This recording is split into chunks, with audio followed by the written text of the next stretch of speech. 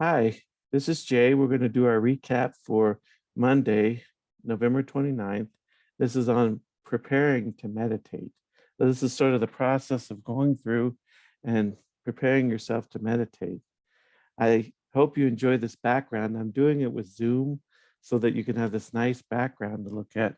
And I'll just move over here so you can see the background really good. Wait, what's that?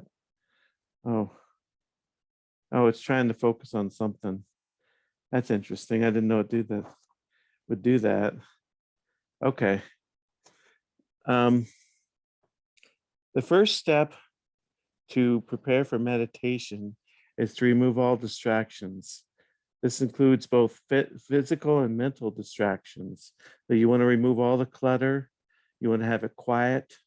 You want to go to your special location, wherever it is, wherever you picked, and go to where you're going to be seated or lie down.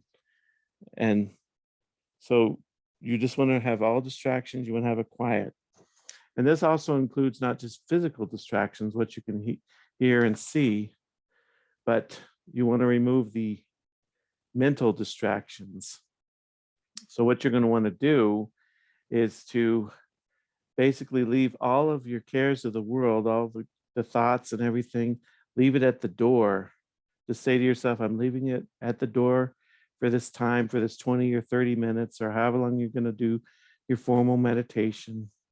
As far as you're concerned, that world will go on without you, and that world doesn't exist to you for the next 20 or 30 minutes or however long you're going to meditate. And just consciously put it out of your mind. So to start your meditating, the first thing you're going to want to do is you're going to want to do your breath. Remember, we're going to take up to 10 deep breaths. You breathe in through your nose, hold, exhale. So you breathe in through your nose, hold for 8 seconds, then exhale.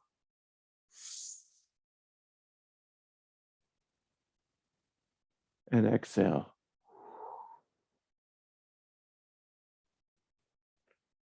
And you exhale through your mouth, breathe in through your nose. You do that for 10. And a lot of times what you can do is, as you're breathing in, if you want to take a few breaths where you say, you want to say something like, I'm going to breathe in peace. And I'm going to exhale all the stress. Or you can breathe in love and then exhale anything that's contrary to that, like fear. So you can take the time to breathe to do that, or you can just breathe in and out. Either way is fine. Sometimes you might say, I'm breathing in light and releasing all the darkness. So there's different creative things you can do as you're taking those 10 initial deep breaths. And the importance of breath at the beginning is it helps to still your mind and body. And remember how important stillness is in meditation. It's one of the keys. So you want to first still the mind and body to prepare you to begin to meditate. And it's also a focal point that you can come back to from time to time in your meditation. You can become mindful, be aware of your breathing from time to time. You don't have to focus on it the entire meditation, but periodically through your meditation, you can come back and just notice your breathing. And after your 10 initial breaths, you'll just probably breathe calmly, more shallow through your nose, in and out. The first deep breath is in through the nose, out through the mouth. But then as you breathe normally, you just breathe through your nose, and you can focus on that from time to time.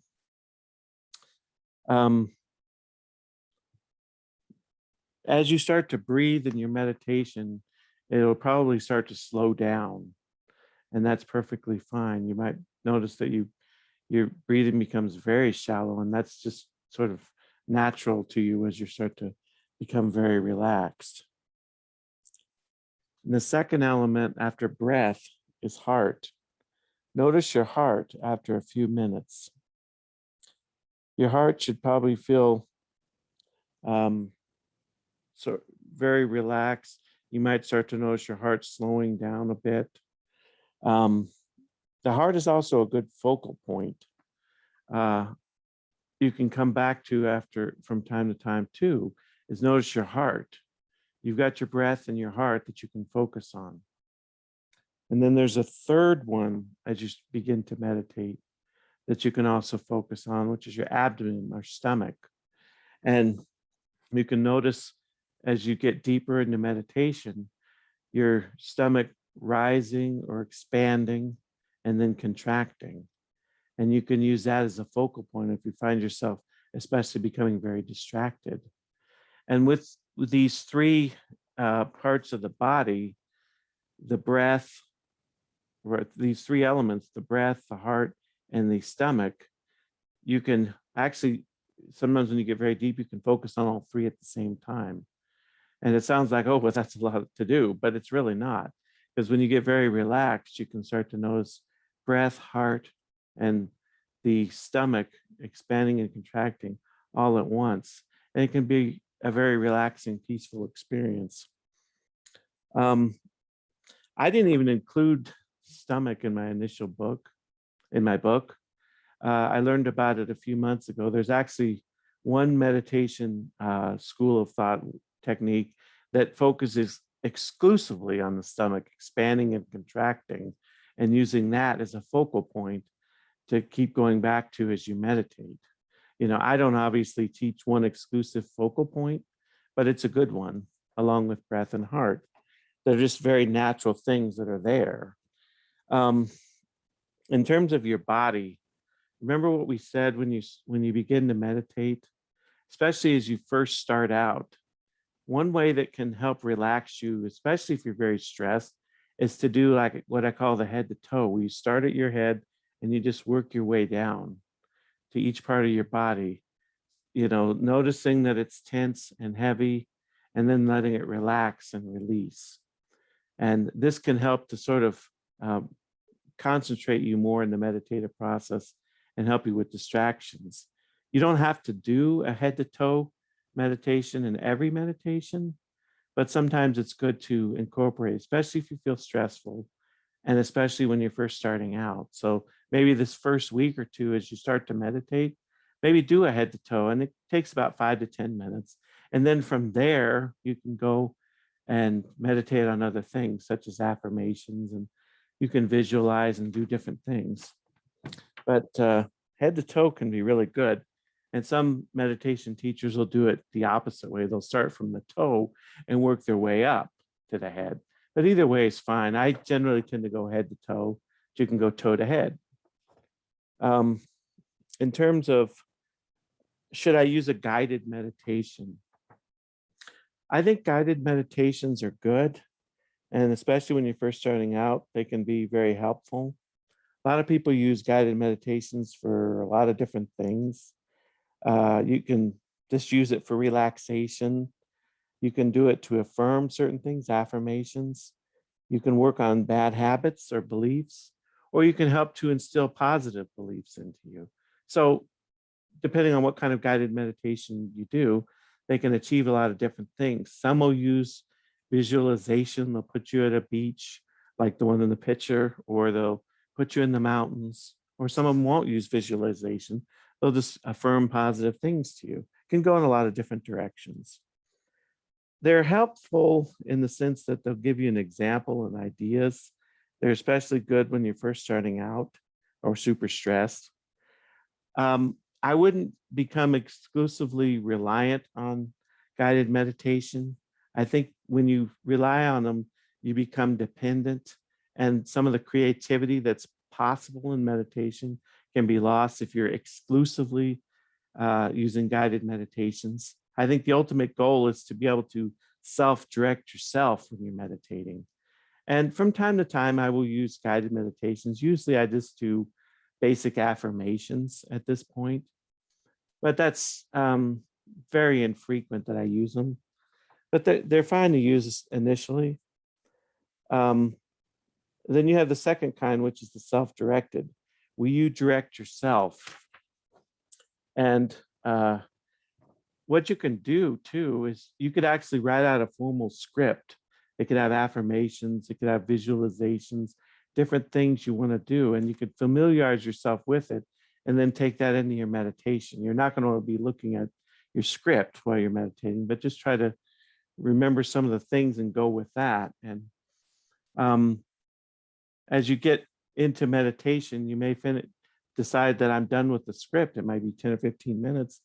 I'm just going to go off script and I'm just going to sort of wing it and just, affirm this or visualize something, beautiful or whatever.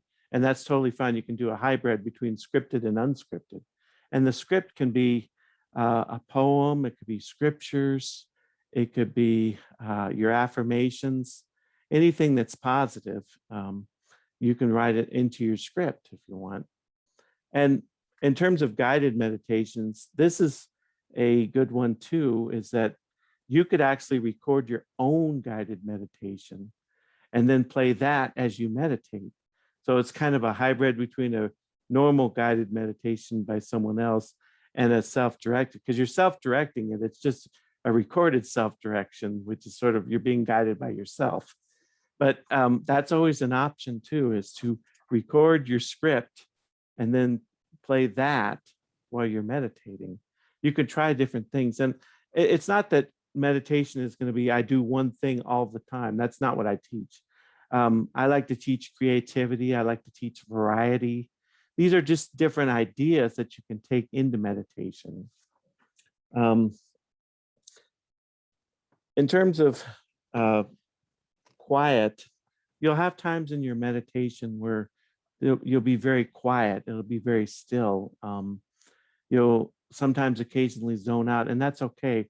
I can spend up to half my time or more just in quietness, where I'm not affirming anything or visualizing anything or thinking about anything, and that's totally fine.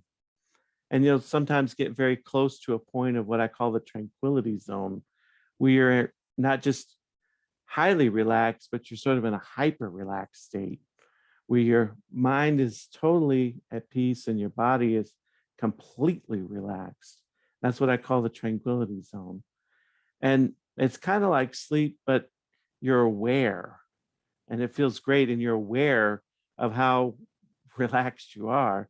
And it can feel very relaxing. Now, you have to be careful because you can cross into sleep really easy, which is not our goal. Because if you fall asleep, you won't generally get the same kind of benefits that you will from meditation about self-discovery and programming positive things in. And when you fall asleep, you'll probably be groggy. Now, it's okay to fall asleep. If you find yourself kind of nodding a bit, which happens to me from time to time, start to do something like affirmations, focus on your breath, take things that you can focus back on, because just like distractions, you need to have a focal point to bring you back. Sleep in itself is kind of a distraction that you want to bring yourself back from. You don't want to allow yourself to fall asleep. And if you catch yourself falling asleep a lot, probably what you may want to do is reevaluate the time you're meditating or the seating or different things of why you may be falling asleep, and see if you can remedy that if it becomes a chronic thing where you just fall asleep every time. And when you close your meditation, you don't want to jump up too fast. You want to come out naturally. Take 30 seconds to a minute to just sort of come back, and you might even at the end take another deep breath just to sort of close it out. You don't want to rush up and jump real fast. And what I like to do is I like to have sort of an afterglow where, I have like a cup of coffee, or you can have tea or cocoa or something like that. And I've read that coffee will help to, it'll help to intensify the euphoric relaxation that you get after a meditation, and will help keep you going with it. So it kind of is an enhancer to your meditation. So I really do like to drink a cup of coffee. If some of you like tea or cocoa, that might work as well. And then maybe have a little snack, because sometimes you're hungry after a meditation. You can have like fruit or cheese or, something that's not too heavy. And so that's how you do a meditation. There's some applications you can check out on the handout that I gave. And there's a meditation that you can do, a guided one to start with. That's about 16 minutes. It's on the Facebook page. Try to pick a 10 or 15-minute guided meditation to help start you out, and kind of notice what they say, notice their visualization, because you can take this later at some point and use it in your self-directed, but you may want to change certain things. I like this aspect of the guided meditation, but I would change it in this way or that way. Or I liked these affirmations, but I might add new affirmations that are similar, or I might modify the affirmations. And that's the whole point of being creative in meditation, is that you can take it in different directions, but you can use these as guides for you initially. So that's about all I have. And I hope you enjoyed the scenery. I'll just turn